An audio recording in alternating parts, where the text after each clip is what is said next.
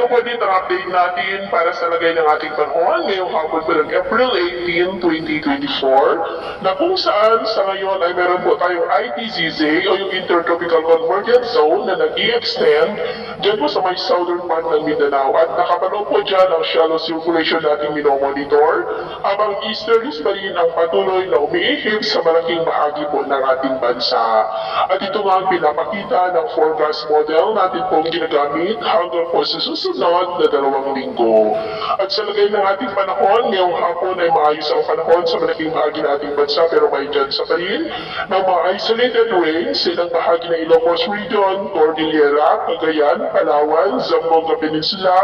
Davao Region, Northern Mindanao, Surigao del Norte, Sorsogon at Sulu Archipelago. At mamayang gabi, posible pa rin ang mga isolated rains sa malaking bahagi ng Mindanao, ilang bahagi ng Ilocos Region, Cordillera, ilang bahagi ng Cagayan, ilang bahagi ng Tarlac at Palawan. Sa ating naman po mga baybayin, wala naman po tayong nakatas na anumang gale warning signals, pero iba yung pag-iingat lamang po kung papalaot tayo